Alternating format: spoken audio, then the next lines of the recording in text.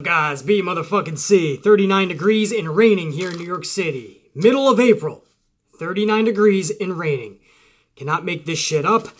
It's honestly so fucking brutal. There is no doubt in my mind before I start filming the second half of Tyler's Day 30.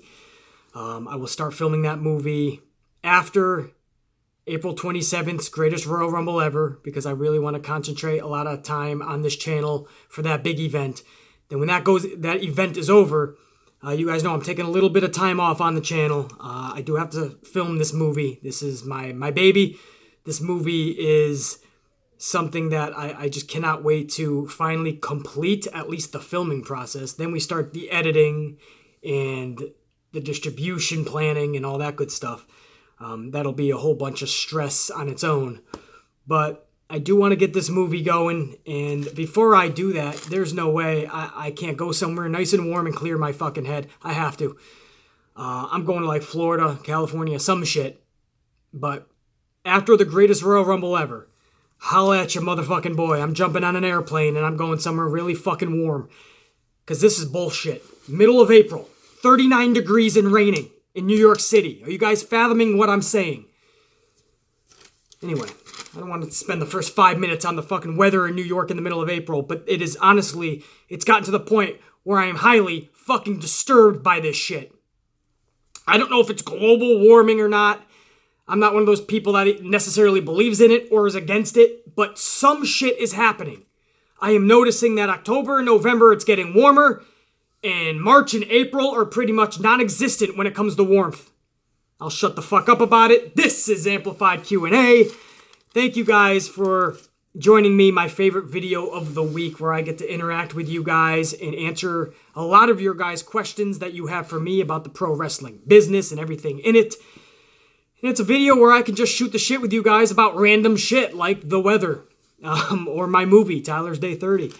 But I do have a lot of questions to go over. Again, I can't get to all of them, but I will get to a lot of them.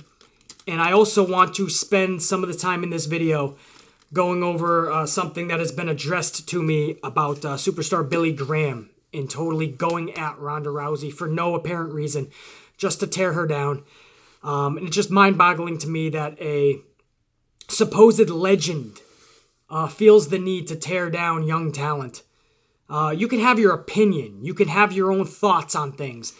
But if you have to do that at the expense of throwing hatred at somebody and calling somebody names and literally tearing them down, and you're a legend, somebody that they probably look up to, and knowing Ronda Rousey, she looks up to the old-time superstars, especially Roddy Piper.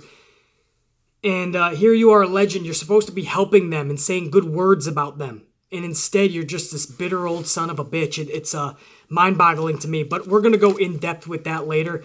And just a warning, guys, there is some explicit language, and there'll be some, we're going to get amplified. There's no way around it. So if you don't like that kind of thing, if you don't like me getting loud, extra profanity, things of that nature, I'm going to give you a heads up and let you guys know when that part of the video is coming up, and you guys can bow out gracefully, and hopefully I'll see you guys Monday for I don't know, some fucking video. I'm sure I'm going to put something out Monday. Impromptu video. Definitely by Tuesday. Monday's Raw Review Reaction. But I'll let you guys know when that's coming up. And if you guys want to hear the amplification of super fraud Billy Graham, if you want to hear that, I'll let you guys know when that's coming. But first, I want to answer some of your guys' questions, man. Let's shoot the shit. Let's talk some pro wrestling. I want to start off with Kier over at, where is this? Twitter? Or I think this is maybe YouTube. Hey BC, if you could put your dream faction together, who would you put in it?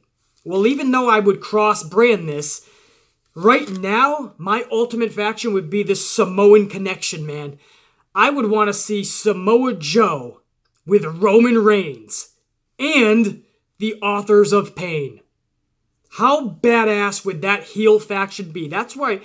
And Samoa Joe, bow out gracefully here. Authors of Pain, bow out gracefully here. Let Roman Reigns be your leader. That's fine. I have no problem with that. Roman Reigns finally does the deed, turns heel in epic form by having a stable attack a big face. Could you imagine Roman Reigns versus Daniel Bryan, for instance? I know it's different brands, but I'm cross-branding here. If you could have Daniel Bryan and Roman Reigns and all of a sudden Reigns turns heel because the Authors of Pain, Samoa Joe, jump Daniel Bryan, and Roman Reigns joins forces with that stable, these would be legit boos. These would not be nauseating, I don't even want to see you on the TV, no offense, Roman, but please, No, this would be fucking legit heel reaction boos, man. It would be so much fun. Roman Reigns, Samoa Joe, Authors of Pain. Badass. That's my ultimate stable faction right now. If I was in charge, that would be created. Alex over on YouTube as well. BC, one question. For the men on SmackDown, Nakamura is the top heel. Who do you think should be the top heel on Raw for the guys? Much respect and love to you and your channel. Thank you, Alex. Much love and respect right back to you. As far as the top heel for SmackDown, yeah, I guess you could say it's Nakamura, but don't sleep on Samoa Joe and Big Cass, because I see big things in their future, and they could be top heels right there with Nakamura. But as far as the Raw guys, as far as your top heels, I want to see a breakout star in Elias. Would have been fucking exceptional. He should have been a top heel on Raw. Still can be. But Elias needs to have momentum in order to be that. Now, I don't know if that's going to happen soon. You really got to build him up in the mid-card first. Right now he's having squash matches with John Cena, Bobby Lashley, looking like a fucking tool. But Elias would be my breakout top heel. As far as top heels outright, I don't see how one of your top five isn't going to do a turn. You saw the 5 faces that were staring out on Monday night, and they were Braun Strowman, Finn Balor, Bobby Lashley, Seth Rollins. How can you possibly look out to that degree and say that all of them are going to be able to substantially be a second fiddle to Roman Reigns? One of them has to turn, I think. I don't see Braun Strowman get such a good reaction, but Braun should have been your top heel. Braun Strowman all along, he shouldn't be playing with 10-year-olds at WrestleMania. Braun Strowman should be your devastating heel force. But they decided to go the face route. And now he gets reaction. He gets those cheers. But the booking doesn't know what to do with him. So he's going to be a second fiddle to Roman Reigns as your faces? No. Braun should be your dominant motherfucker after Brock Lesnar takes off. And again, if not, he's playing second fiddle with Finn Balor, with Seth Rollins, man, with Bobby Lashley. You can't be doing that, man, because Roman Reigns isn't going to be knocked off his pedestal. So I don't know, guys. I know this is against popular belief or demand or popular opinion, because people love Braun as this lovable face. I want to see him as that badass motherfucker, tearing shit up. So I would go Braun or Elias. Christina, over on YouTube. BC, have you ever met Sasha Banks in person? And do you have any update on your movie, Tyler's Day 30? Much love and respect. Well, much love and respect back to you, Christina. And as far as my movie, I kind of updated that already. I am going to resume filming end of April, like the very tail end of April, into May. Because what I believe is after Greatest Royal Rumble Ever, end of April, I might just head out to a nice warm vacation location for a few days and clear my head. So I might actually resume filming in May. But it will be resumed in the next several weeks, and hopefully we can conclude filming by May, June. Like literally the last scenes to be filmed by June is what I'm hoping for. And then we can start the editing process. It is a long, stressful process, but I'm trying to keep the fun in it, because it is my first project. 20 years from now, I'm going to look back, even though it was stressful as fuck, and we didn't know what the fuck we were doing half the time. I want to look back and remember the good times and all the fun and the excitement. So it's a process, but we're trying to keep it a fun one. As far as the first part of your question, what was that? BC, have you ever met Sasha Banks? I never have, to be honest with you. I know a lot of people think I'm so passionate about her, I must know her somehow. No, I don't. I just know she's such a phenomenal talent, and I know that she's not being utilized at all as she should be in WWE. That's a shame. Jericho over on YouTube. I don't think this is Chris Jericho, but who knows? He could be a big Amplified fan. BC, any idea what happens now with Miz in his IC title rematch at Backlash, seeing as he's not on Raw with Rollins anymore? Last I heard, they're keeping that match. The Miz will still take on Seth Rollins for the Intercontinental title, the rematch, at Backlash, I still believe. I don't think that's Greatest Royal Rumble ever. I think that's actually going to be Backlash. So, no matter what, Miz is going to get that shot back. I don't see him winning that, obviously. The U.S. strap is going to stay on SmackDown. Rollins will keep that IC strap over on Raw. Crisis? I don't think it's Crisis. It's Crisis, I want to say. Hey, man, started watching your vids because of my brother, and I really like you. You are awesome, bro. Any chance you can follow me on Twitter and chat about WWE if you can? Well, thank you, my man, and thanks for finding the channel. I'm glad your brother helped you find me, and I'm glad you liked the channel. As far as, I really like you. You are awesome, bro. Any chance you can follow me on Twitter? As far as following on Twitter, I don't really follow anyone on Twitter. If you notice, I don't follow anyone on Twitter. I don't follow anyone on Instagram. I don't use platforms like I probably should. I just never have enough time in the day, to be honest. And when I have free time, I'm making these videos for you guys. The only reason I created my social media accounts is so you guys know what I'm thinking at random times during Monday Night Raw, or maybe during a SmackDown, maybe on a random Wednesday or Thursday, or for me to give you guys updates. So that's why, I mean, my Twitter, my Instagram, most of the time they're set on private. And the reason for that is that's my amplified unit, man. Request to follow, and you're basically following for my updates or my random thoughts. But I don't use social media to really follow anyone else because, again, I just don't have that kind of time. Those social media platforms are for you guys to keep up to date with the channel. Because I know sometimes there's a lot of moving parts on this channel, and with me and being in the acting world, sometimes things happen and I can't get a video out, or sometimes something's going to change.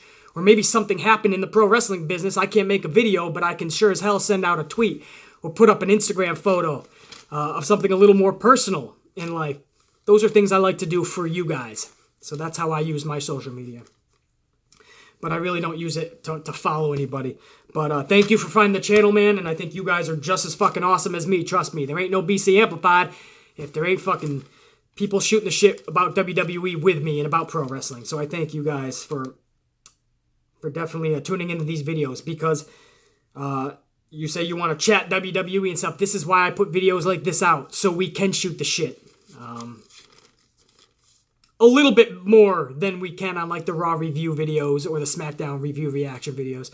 These videos are a little bit more better for just shooting the shit with you guys.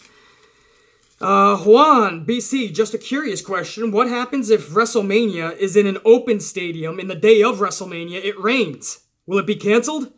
There has to be a plan B, right?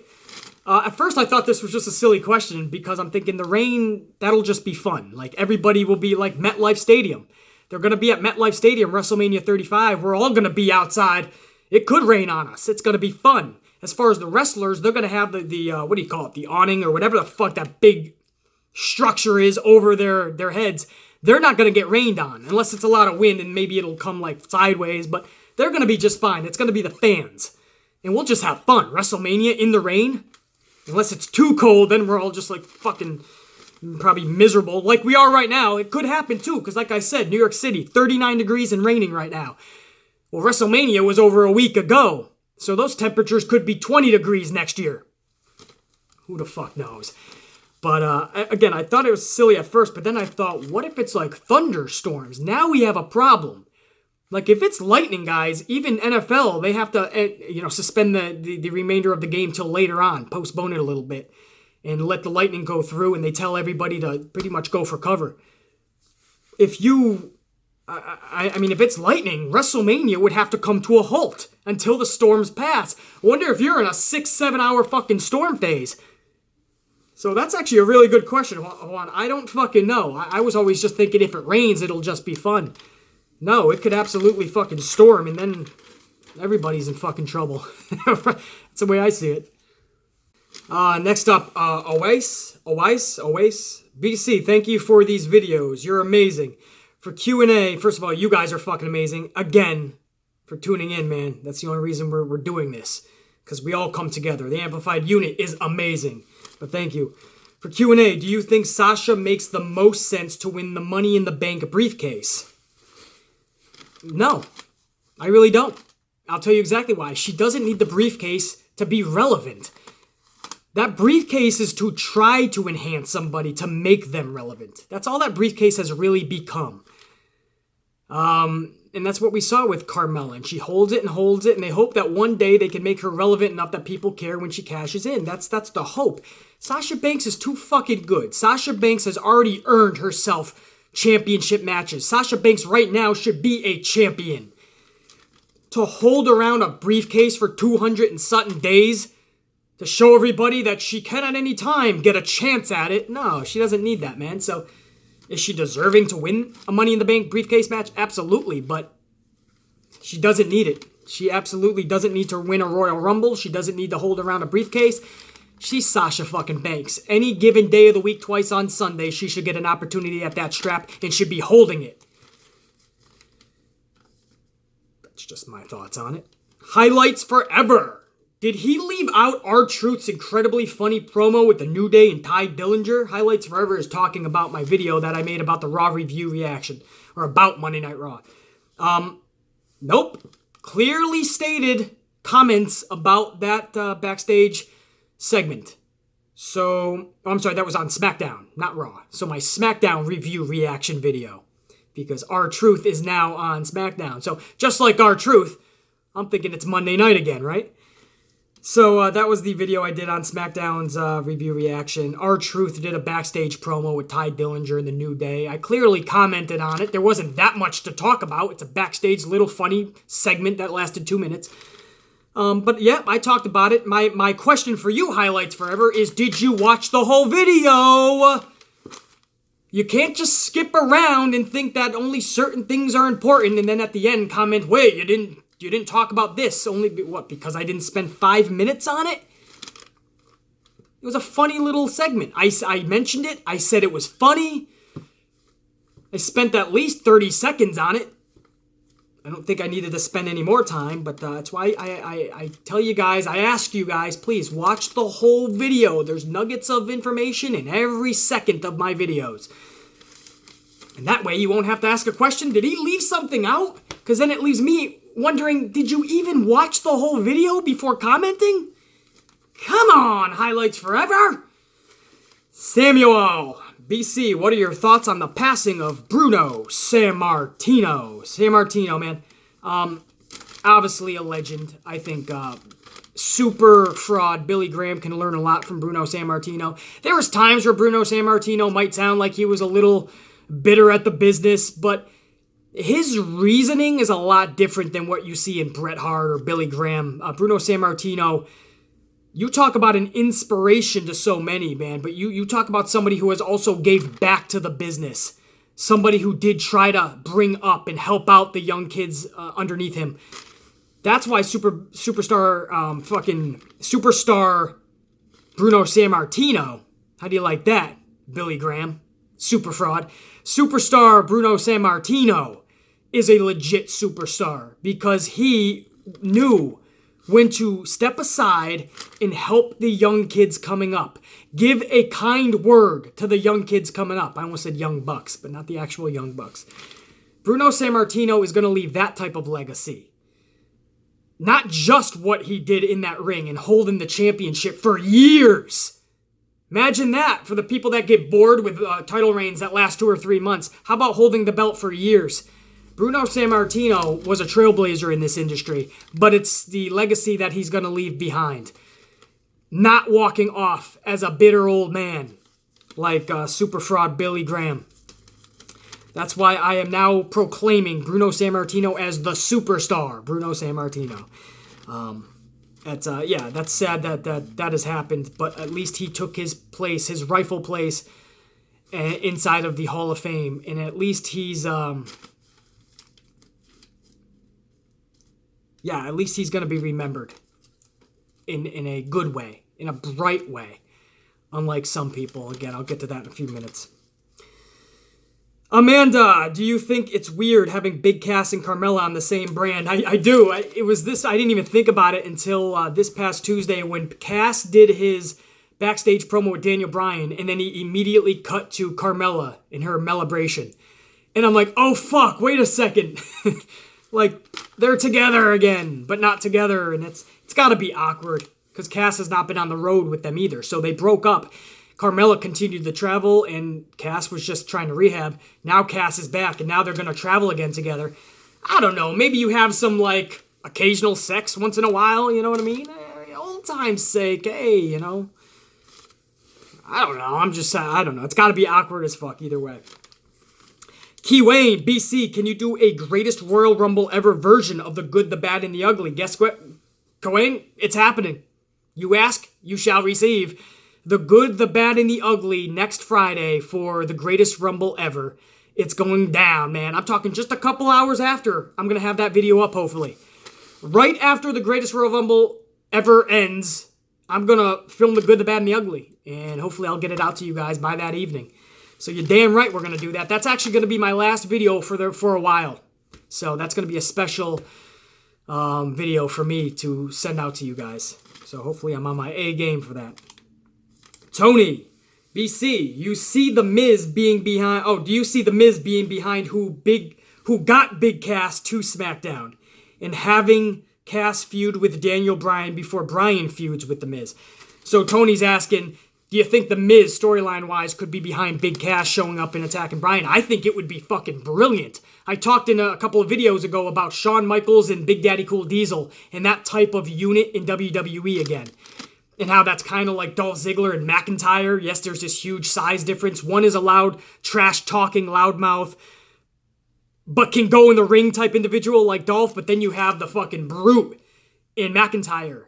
McIntyre can go in the ring too, but he's the badass brute. I mean, his presence alone screams, step aside, Dolph, I got this. Kind of like Diesel used to do to Shawn Michaels. But I could see like The Miz having that big fucking muscle behind him in Cass.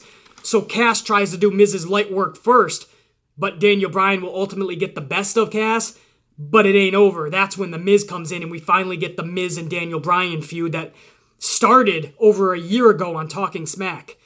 I think that would be fucking awesome for Big Cass. And Big Cass and The Miz, they could do some fun shit together, and Miz can help Big Cass really be a dynamite heel. So that way when they break off, the fucking Big Cass, not The Miz, I'm sorry, Cass is going to be just fine on his own. He could be just fine now on his own. I'm just saying it would make sense storyline-wise to have The Miz kind of in a team somehow with Big Cass. So I absolutely see that happening story-wise. I hope it does happen. Marcos, am I the only one thinking that the WWE roster is way too stacked now? Single-branded pay-per-views is exactly what's needed now, because a lot of the good talent will just get lost in the shuffle. I totally agree, Marcos. That's exactly what's going to happen. I can't believe now there's more talent than ever before in WWE, and now they choose to put the two pay-per-view brands into one. Mind-boggling to me. You're going to get about 7 or 8 matches tops. Maybe they explode these things to 4 hours and you're going to get 10 matches. That's still not enough when you look at the fucking talent that's going to be not just lost in the shuffle, but left off of these shows. Sucks for them. You know, we'll see if it's more entertaining for us. It probably will be. You're getting all these huge matches, but a lot of the talent, man, you're right. They're not going to have these big feuds that maybe they deserve. Or you're going to have these storylines and feuds that might be really good, but totally left off the main show. Or not even on the show. We saw that with Sasha and Bayley. That was one of the best female feuds going into WrestleMania. They didn't even get a match at WrestleMania. Not even on the pre-show. They got thrown into a battle royal. Beats me, man. Over on Twitter, Mitch, Yo BC, for Amp Q&A, did you watch the documentary for Andre the Giant on HBO? If you did, what did you think of it? I thought it was phenomenal. There were so many moments where you felt the pain in, like, Timmy White, Andre the Giant's right-hand man, former referee for WWE. One of my favorite former WWE refs, Timmy White, and Vince McMahon, the tears in his eyes, and you feel, like, how special Andre was to them, and Hulk Hogan holding back tears, and reminiscing about the exact time at WrestleMania 3 and how nobody knew if Andre was really going to do the job for Hulk Hogan. man, you started to feel these emotions. That's the type of documentary that just knocked me off my rocker, man. Straight to the core, it hits you as a pro wrestling fan. Dynamite. When I really started, knowing about pro wrestling, and by that I mean at the age where, like, I know the information that's coming into my head, and what pro wrestling really is. I'm not just seeing images and it's not processing in my brain. No, when I really started processing pro wrestling, Andre the Giant was already that heel. It was WrestleMania 3, WrestleMania 4. So that I only knew Andre the Giant as that heel. And then he turned face when he had the walker and his back and his legs were really doing bad. And he kind of turned face, but he couldn't wrestle anymore. That's the Andre. I didn't know the Andre the Giant before he was a heel. And you watch that documentary and you see how the world only knew him as a face. And it was weird for them to know him as a heel. So I guess what I'm saying is it was a totally different Andre the Giant than I knew. That documentary was just fucking amazing. Anybody who has not seen that, it's an HBO documentary on Andre the Giant. Try to catch it. It's so enlightening and it's so, I would say intriguing, but it's also, I don't know, man. You watch it with, like, great suspense. I don't know, man. I'm stretching for words. I apologize. It's just, it brings up emotion. It's very emotional. I'll leave it at that. Check it out. Just King. If you were in charge, would you bring back Enzo Amore, and why? Absolutely. We now live in a country where you're guilty right from the get-go. What was the old saying? The fucking, you're innocent until proven guilty? Now you're guilty until proven innocent. Anybody now can just claim shit on you and that's it. Fucking your career's gone. You're gonna wind up in jail. What the fuck? Until you're proven guilty, you should not be dropping your career. Nobody should take your career from you. Especially when facts start to come out that the other person's a fucking loony bin. Of course. Has anybody proved that this guy did anything that was fucking illegal? No. So how can you take a man's career away? I understand that the allegations are strong, but they're allegations. The country was founded on innocent until proven guilty. Does nobody like have a hard time with this shit? Allegations have not been proven to be true. In fact, the more that comes out, we're starting to see that they're actually the opposite. That they were lies. When it's all said and done, I'm not going to be shocked or surprised if Enzo Amore is totally cleared from all this bullshit. And look what just happened to his fucking life. Of course he's back in WWE, I'd have him. Till you're telling me he's guilty of something. Come on, man. Martin over on Twitter. And Brian, too. There's a couple of different ways they phrase these questions. What am I going to say? I'm going to read out Martin's. But Martin and Brian. Martin on Twitter and Brian on YouTube both had basically the same kind of question. This is from Martin, though. Hi, BC. I have a question, and that is, why do people hate Roman Reigns? I get a lot of haters on my channel because sometimes I talk about my favorite wrestler, which is Roman Reigns. But I need your advice, BC. Advice on what? You're not a sheep, Martin. You got your own brain. You know what you like and you know what you don't like, man. You don't need my advice on anything. If you like Roman Reigns, if you love Roman Reigns, and you go on your channel and you tell people exactly why. Yeah, I mean, you don't shy away from that. That's who you like. You're a fan of Roman Reigns, man. Show that proudly. But if you do have a channel, which you say you do, and if you're talking pro wrestling on any platform, then you have to speak common sense and facts. You have to put your fandom aside. In other words, you can't just have a channel. Well, you can do whatever you want. But if you have a channel and you're just talking about who you like and why you like them and your preferences when you watch wrestling and this and that, then that's different. And then you got to get back in touch with facts and reality. The reason I speak so passionately about Sasha Banks is because I can literally back that up, not just with common sense, but facts. Every scenario or topic I bring up about Sasha Banks, I'm spewing facts. And everyone knows that what I'm saying is actually legit. And if you're doing that, in this case with Roman Reigns, if you're bringing facts to the table, then maybe You'll make people think a little differently about a subject they thought they already knew about. You might not make them change their mind, and maybe shouldn't be the goal anyway. But maybe let them think about something other than just what you call hatred. But here's the thing, Martin. We don't hate Roman Reigns. I can't think of anyone that hates Roman Reigns.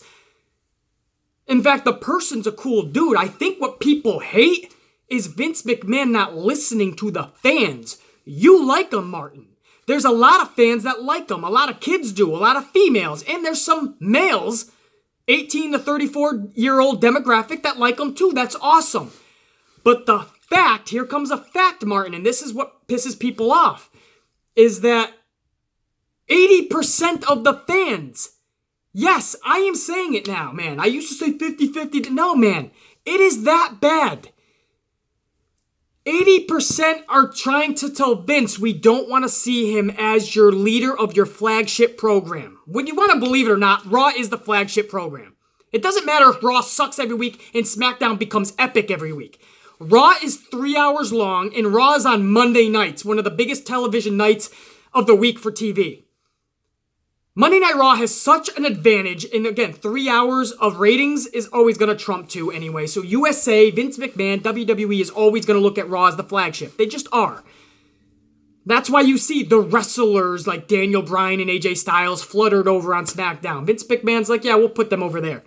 Well, I want Roman on here and Braun on here and the heavyweights. Again, I love the heavyweights.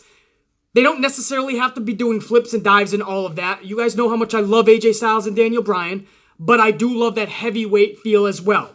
I do feel there is a huge place for Roman Reigns, a mega place for Braun Strowman, and guys like that.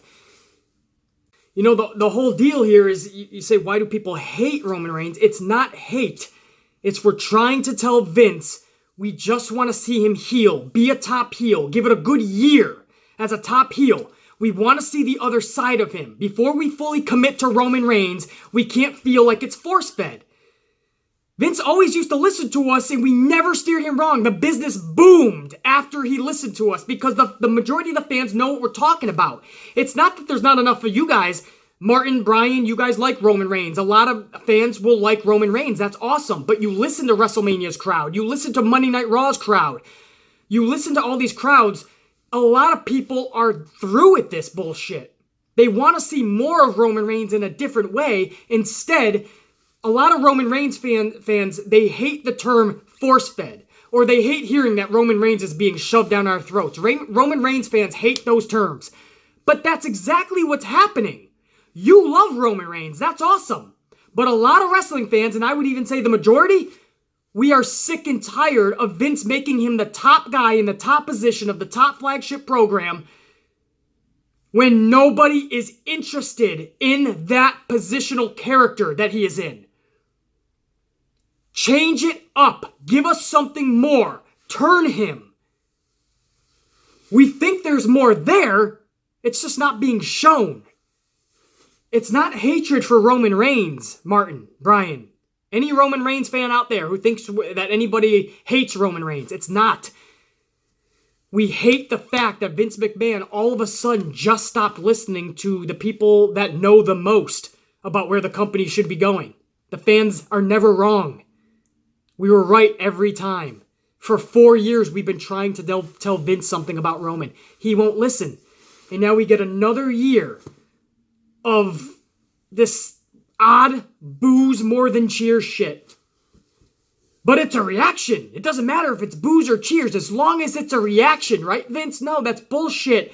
Your reaction for Roman Reigns could be through the roof if you do it the right way. The reaction that Stone Cold got, the reaction that The Rock got, the reaction... Oh, that was the Attitude Era, BC. You can't really correlate the two. Oh, I can't? Daniel Bryan's reaction. That wasn't the Attitude Era. WWE was in a steep decline at that point. The reaction that this guy was getting through the roof. Vince doesn't want to do that. He wants business as usual. Now we get a 5th year the way it's been going on. It's not fun. When you see an awesome show ending with Roman Reigns on the top spot, getting the top prize, it's a movie we've seen play out time and time again. It's no longer fun. Again, for Roman Reigns fans, that's awesome. For the majority of the wrestling fans out there, not a lot of fun for us. Hopefully that helps out with your question, man. It's not hate, trust me, especially not to Roman. It's more to Vince McMahon. What the fuck are you doing, man? We do see something in Roman. We want to like Roman. Not this way. Just listen to us. That's going to do it for that portion of Q&A, guys, because I want to get to something a little more important, I feel anyway, and this is about super fraud Billy Graham and his statements that he's made about Ronda Rousey. At what point is enough enough? That's my question. Bret Hart, Billy Graham are two of the most bitter old-timers in WWE history, professional wrestling's industry's history. But we sweep it under the rug because they're Hall of Famers. They're legends. It's part of our nostalgia. It's who we grew up watching, right? Their word is bond. We like to think that way. So when they say some stupid shit, we sweep it under the rug. We cover it up. Even if Billy Graham is saying something so outrageous like wishing death upon Chris Jericho and cutting out his tongue, and just over-the-top crazy shit that he said about somebody like Chris Jericho, the patheticness in his words. But we sweep it under the rug, right? But now he attacks Ronda Rousey, man. And this isn't just a promo. This isn't just having fun. This is calling someone names and literally spewing out fucking hate for someone you probably never even met. And trashing them and literally running them through the mud. For what reason? There is none. Other than jealousy that they're not in the spotlight. Billy Graham is supposedly a legend. Billy Graham is a Hall of Famer, whether he wanted to be there or not, whether he has his little ring or not anymore, which I believe he sold it. Says a lot about the son of a bitch and how he handled money in his past, so maybe that's what helped make him bitter. I feel that when you're a legend, when you're somebody that the younger guys and gals in the business look up to, that you should bring positivity to them. Try to raise them up, bring them up, so that one day maybe they'll be future Hall of Famers and reach some of the success that you want to achieve. But instead, Billy Graham wants to tear people down. He wants to bring them down. And somebody like Ronda Rousey, who admitted she had depression in her life and suicidal thoughts, you want to tear somebody like that down when they finally got their smile back. When they're doing something they love and paying homage to something that they grew up loving and watching. And they're being respectful in doing it. And you want to tear them down and call them names and spew out hate and run them through the fucking ringer. Run them through the mud. Trash them. It's bad enough for a regular human being, civilian, to be doing that. But when you're a legend, a Hall of Famer, when fans and wrestlers alike look up to you, and you spend 99% of your time negative thought process and trashing people, spewing hatred.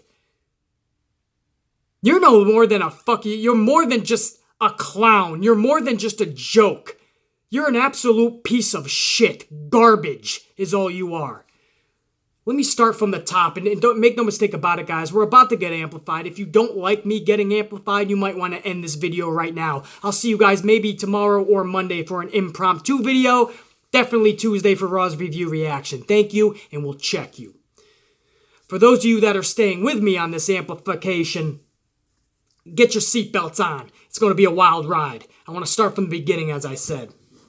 Got a message from a good buddy of mine down in Orlando. BC, did you see superstar Billy Graham? He's back at it again. I said, no, but it can't be that fucking bad. It's Billy Graham. We all know he's like Bret Hart. You know, they're bitter at the business. They're pissed off because they're not over anymore. They're not even relevant anymore in the business. And they're pissed off and they're going to run their mouth about everybody. But what we do is we shove it all under the rug, right? We put it aside. We don't think too much of it. It's Billy Graham. It's Bret Hart, man. They're legends in the business. Let them be bitter.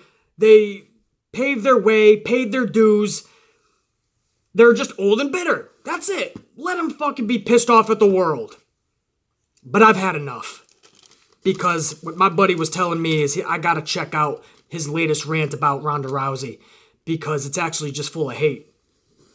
And I said, it can't be that bad, man. We've heard him literally wish death upon Chris Jericho. Literally talk about cutting off his body fucking part, his tongue and shit for Chris Jericho. This is real shit. And nobody raised so much outrage, although I thought that was fucking sickening. And that's when I stopped listening to anything Billy Graham had to say. But now he attacked Ronda Rousey of all people. Ronda fucking Rousey. He jumped on the bandwagon of hating Ronda Rousey. He doesn't know her. He knows nothing fucking about her other than he's clinging to 2 losses that she had in the UFC. 2 losses. And apparently all the people she fought, they weren't that great. They weren't up to her skill level. Which is it, Billy Graham? Does Ronda Rousey suck at what she did in UFC? Or was she absolutely that phenomenal that everybody she faced couldn't light a fucking candle to her? Because you're contradicting yourself.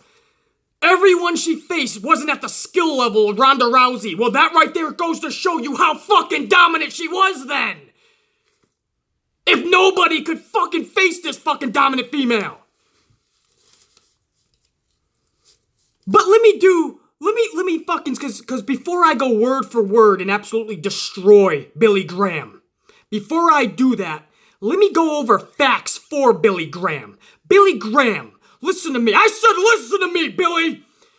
You're gonna want to hear this 12-2 record of Ronda Rousey in MMA. That's right, 12-2. You're clinging to the 2 losses. You damn well forgot about the 12 wins. How about the 4 in Strikeforce? How about the 6 wins at UFC's top level? The top level of MMA up in UFC. 6 wins. Some in the most dominant fashion we've ever seen and will ever see in UFC history. But let me go over some of those. Why don't I do that for you, Billy? Educate you, you dumb son of a bitch. UFC 157 against good old Liz. That was a first round armbar submission in just over 4 minutes. Oh yeah, welcome to the UFC, Ronda. 4 minutes, first round, that motherfucker's tapping out. UFC 168, the very next one for Ronda. Miesha Tate. Oh, not everyone's up to the skill level of Ronda. How about Miesha fucking Tate, a badass motherfucker in UFC? She actually went into the 3rd round, but could not overcome that fucking armbar that's so devastating. In Ronda Rousey's 2nd UFC matchup, she's taken Miesha Tate out, 3rd round, 58 seconds into that 3rd round in the armbar submission. Her 3rd UFC 170 against Sarah McMahon. That was considered the performance of the night. And that was a knockout in round number 1. 1 minute and 6 seconds, her 3rd UFC contest, Sarah McMahon knocked her out in 1 minute and 6 seconds in that 1st round. Imagine fighting someone, knocking them out in a minute. Badass. Another human being who has fucking experience in mixed martial arts. 1 minute. Her next UFC, 175 against Alexis Davis. Performance of the night again. This one was another knockout in 16 seconds. How is that possible? That you can knock someone out in 16 fucking seconds. Somebody who has experience in mixed martial arts. Yeah, we can fucking dissect the level of experience. It's a motherfucking human being, A. 2, who has experience in mixed martial arts, and they got knocked out in 16 seconds. UFC 175. The very next UFC, 184, Kat Zingano. Badass motherfucker to a lot of people. Until she loses against Ronda, then all of a sudden she's got no talent. Bullshit. Kat's whooping ass in her fucking career, and you damn well know it. Kat Zingano, performance of the night again for Ronda Rousey at UFC 184. Armbar submission in 14 seconds. Her previous fights, the last 2, a minute and 6 second knockout, and then her previous fight, she got a submission in 16 seconds, and people were wondering, is that even possible? Well, guess what? Keep scratching your head, because at UFC 184 against Kat Zingano, 14 seconds in the first round, 14 seconds. How is that possible? You would think it's going to take 14 seconds just to take somebody down, get him into the armbar. No, 14 seconds for the ferocious tap out before she snaps that arm in half. The very next UFC, she wasn't done. 190 against good old Beth. Performance of the night again. Knockout, round 1, 34 seconds. And then at UFC 193, after she starts getting the movie offers, she gets the magazine covers, success has fucking bitten her. She gets caught off guard with the kick to the head against Holly Holm at UFC 193. And that took her out. Kicked right in the fucking side of the dome piece, knocked her equilibrium off. Once that's done, it's easy pickings. But she still tried to fucking spar with Holly. Holly got the best of her. There's no fucking question. In any fight, you can get knocked off your fucking guard. There was no doubt in my mind leading up to that. And anybody who followed it leading up to that fight, Holly Holm and Ronda Rousey, you knew she was bit by the success bug. Success will change you. Look at fucking Metallica. Their best albums were when they were fucking young and hungry. As their success started to get more and more, their albums fell off. One of my favorite bands is Stained. You look at what happened with their success back in their fucking heyday when they were sleeping in fucking cheap-ass apartments and in their cars at times. That was their best, most raw, full-throttle metal music. They got all this success, and now Aaron Lewis is playing across the country as a country act now. He's such at peace with life, he's making country music. He was a hardcore rock and roll star. That was a rock and roll band, Stained. Success has a way to take that chip off of your shoulder. That hunger that was once there, it's not there anymore. You want to find it again because you want to be that again. But success will knock you off that rocker, and she knew what happened. Unfortunately for Ronda, she got all those movie offers, and she ended up having to do a few. Having to do them because why wouldn't you? The opportunity was there. And the movies led to television appearances. And the Tonight Show was here and there. And then all of a sudden, she's on all these magazine covers. But she still had that one thing she wanted to do. She wanted to go back and avenge that loss. The problem is, she just got bitten by even more success. So when she came back, by the way, 14 UFCs later, her last one was 193. She came back at 207. And at 207, when she came back, she got bit again by Amanda Nunes. She didn't come back with the fucking full-fledged veracity and ferociousness that she should have, and she knew it. She knew it from the beginning. But she believed in herself enough that she was going to get through that fight and bash out Nunes. It didn't happen. But it doesn't take a fucking genius to see what happened there. Those last two fights, that was not what Ronda is capable of. That's not the best of Ronda Rousey. So everybody loves to chalk it up to, oh, she finally met competition. Yeah, like Kat Zingano wasn't competition, like fucking Misha. These are human beings with martial arts skills, and Ronda Rousey was beating him in 16 seconds, 34 seconds, fucking 14 seconds. These are real times. A minute and 6 seconds. This is video game shit. Ronda Rousey was beating human beings with martial arts background in video game timing. That is why she became a superstar. Are people understanding why some people in life become superstars? I wanted to give that back history, guys, because now I want to get to a piece of shit known as Superstar Billy Graham, because you guys know on this channel, I put these videos in black and white for a reason. And why is that, guys? If you follow this channel religiously, you know why. It's because I pay homage to the old school. I'm an old school wrestling fan, way before I was even born. I love those Gorgeous George and Buddy Rogers videos and matches and old fucking cassette tapes that I used to watch. The VHS.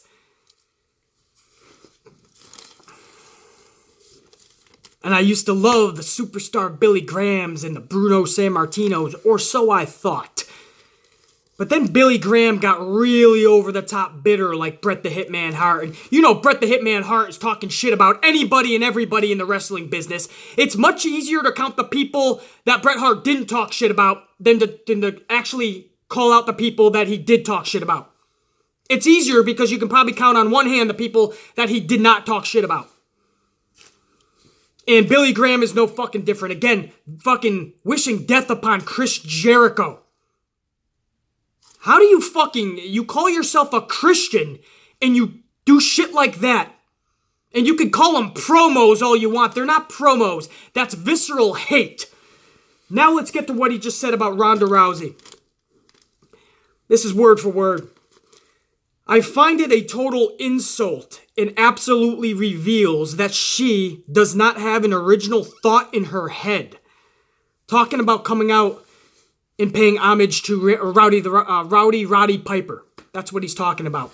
So she had numerous conversations with Roddy Piper's family, got the blessing of not just the family, but had conversations with Roddy Piper when he was alive and got his blessing to use that rowdy name. And I think it is awesome that she plays homage to one of the greats in this business, in Roddy Piper. And it's clear that super dipshit Billy Graham is obviously jealous as fuck that she's not paying homage to that son of a bitch. And there's many reasons why she wants nothing to do with you, I'm sure. I'll keep going. So, paying homage to Roddy Piper, he finds it to be an insult and absolutely reveals that she does not have an original thought in her head. Damn, can't she be original at anything? What does that even mean? Can't she be original at anything? How about creating a name for herself when she was sleeping in her fucking car and she catapulted herself into success? Be original at anything. This shows you how shallow she is. And how shallow she is. I'll keep going. This shows you how shallow she is. And by the way, I am a fan of females being in the main event. That is why I put up this photo of Amanda Nunes kicking her ass in 48 seconds. She looked pitiful. A TKO in 48 seconds on December 30th, 2016. 15, 16, whatever the fuck it is. By Nunes. A real fighter. And Rousey is just a jobber who got her flat ass kicked twice on the way out. There's more, but can I just break that down? I have to repeat this. That is why I put up this photo of Amanda Nunes kicking her ass in 48 seconds. She looked pitiful. A TKO against a real fighter in 48 seconds. I just went over. This is why I fucking brought up those statistics. 14 seconds, 16 seconds, 34 seconds, a minute and 6 seconds. All of that swept under the rug. All of that was meaningless. All of that meant nothing because she won, they were not up to her skill level. But all of a sudden, the two people that were, they're up to her skill level. At what point does a human being who especially has mixed martial arts background, training extensively to the point where they're UFC fighters, have to get in there and last more than 14 seconds? But Ronda was so badass, she was snapping arms in just seconds. But you don't want to bring that up. You want to tear her down by her losses. You don't want to build anybody up. You want to tear them down. You want to come up with the excuses of why she won, but not talk about her successes. But when she loses, you want to go flat out and talk about why she lost. Excuses for why she won and flat out why she lost. I see where you're coming at. It's the old saying, misery loves company. You're a bitter piece of shit. And you just want to tear people down. Hold on, guys, there's more. First of all, let me go back a little bit. A real fighter, and Rousey is just a jobber who got her flat ass kicked twice on the way out. Her flat ass. What does her ass have to do with anything? With fighting in UFC or wrestling in WWE? Her ass is not fucking thick enough for you? It's not big enough? You're watching the fight and you're checking out her flat ass? What does that have to do with anything? So it's clear now you have a personal vendetta against her. This vile hatred for her. And she most likely never even fucking met your sorry ass. Now this is nauseating. I demand that you fans respond to this crap the WWE is trying to lay on you by even thinking about her making Triple H tap out. God, this makes me sick. Word for word, that's what he said. Because there was thoughts of Triple H actually being the one to tap out to Ronda Rousey. How is that not fucking believable? Fucking super dipshit Graham. You're okay with a 10-year-old winning the tag team championships, but Ronda Rousey getting Triple H into an armbar, that's not believable at all. You can't see a scenario where Kurt Angle slams Triple H.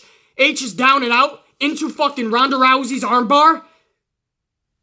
A legit fucking medalist in the Olympics gets Triple H into an armbar after a fucking angle slam. That's not believable to you. But a 10-year-old winning the tag straps is believable to your sorry, pathetic ass. I demand that fans respond to this crap the WWE is trying to lay on you. By even thinking about making Triple H tap out makes me sick. He ends it with giving a link to a 1986 promo he did and states, "Now I challenge anybody in WWE to match my short promo." This isn't a promo. This is hatred. Do you understand how bitter and fucking vile you are? And you wanna fucking, at the end of all of your hate speech, what you wanna put at the very end is, "Match my promo." It's just fucking hate. We're not stupid. These are your true feelings, you dipshit. You can't say match my promo at the end. I challenge anybody in WWE to match my short promo. I can think of 4 off the top of my fucking head, you fucking idiot. Samoa Joe, Paul Heyman, Stephanie McMahon, Bray fucking Wyatt. Those are short promos that are effective, to the point, badass, and they don't fucking, it's not hate speech. You know, I could go another fucking 20 minutes on this, but this piece of shit isn't even worth it. You tear people down, man, and because you're an old, washed up, has-been, I don't even know how you ever were, son of a bitch, because that's what you are, we kind of brush you aside. But when you try to tear somebody down, somebody like Ronda Rousey, man, living in her fucking car with nothing, and knowing her background, her upbringing, how she was raised, the shit she had to go through, living in a car to try to make her dream a reality, giving it all she has, going into a place like the UFC where you actually have to fight. The Olympics, medaling in the Olympics, going to the UFC, conquering the UFC.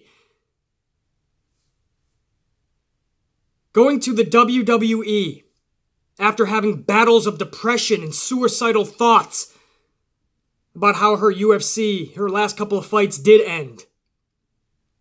And contemplating coming back and getting that top spot back in UFC. Contemplating it, staying in the gym, working hard. But then making the decision, instead of doing that, I want to try my hand at WWE. I want to see if I can make it there. And she goes and she has the match of the night at WrestleMania. Up there with Asuka and Charlotte. Up there with Seth Rollins, Finn Balor, and The Miz. Those 2 matches. If you ask the majority of the fans, it was those 3 matches. And the majority of the fans will say the match of the night was that mixed tag match. And that's just a glimpse of what Ronda Rousey could bring to the table. And you want to tear somebody down instead of help putting them over. You're supposed to be a legend in the business. You got a second opportunity and lease on life with the liver or whatever the fuck somebody gave you to make your sorry ass keep on living. Another lease on life, and instead of putting your bitterness aside, you continue to be hateful and bitter. And spew vile fucking vicious words out of your pathetic mouth. Instead of raising people up, you want to tear them down. You want to be a keyboard bully. I can only hope that if Ronda ever sees you, she doesn't just give you the cold shoulder. She doesn't just look away at your sorry ass. I can only hope that Ronda Rousey spits on the fucking ground that you're standing on. If it was me, I'd smack your old fucking sorry ass square in the mug. Yeah, I wouldn't think twice. In fact, if you're lucky, I only give you 1 fucking smack, because I wouldn't let that fly. But you want to take your second lease on life, right? Somebody gave you the liver or whatever it was, and I'm sure they wanted you, as a Christian man that you claim to be, they wanted you to go out there in the world and make it better. Bring people up, raise them up, help them. Instead, what do? You just stay and you remain the same bitter old piece of shit that you've always fucking been. And you try to tear people down. And you hide behind calling it promos. You hide behind the what you claim is just promos in the business and toward people. When I can see right through your bullshit. These are your fucking feelings. And you're you're calling people actual names and spewing hate. Ronda Rousey? Why the name calling? Ronda Rousey. Her flat ass is a jobber, and she got whooped twice on the way outside of UFC, out of UFC, and she shouldn't have any stature in WWE, and you demand that the fans repent against her. Go against her is what you demand. Yeah, that sounds like just a playful promo. Yeah. Somebody who fucking had depression and had suicidal thoughts. Let's tear her down. Let's drag her through the mud. Let's call her names. Let's say she's got a flat ass. I'm sorry. Let's fucking so she's Ronda Rousey. She's got a flat ass. She got whooped in the UFC on her way out. She never had any skills. She only won because other people had less skills. She should not be in the WWE, at least not in any big time match. It's nauseating and sickening if she was to beat certain people. She doesn't have, I'm sorry, fucking, it gets worse, right? She doesn't have an original thought in her head. She's insulting, and it absolutely reveals that she doesn't have a fucking original thought. She's shallow. Wow, man. I could go on another 20 minutes of just fucking how much this is just utter vile trash. You're not worth the time. And from here on out, you're no longer a legend to me. You're no longer somebody that fucking I would even listen to for 2 sentences at a Hall of Fame. Thank goodness your Hall of Fame was years ago.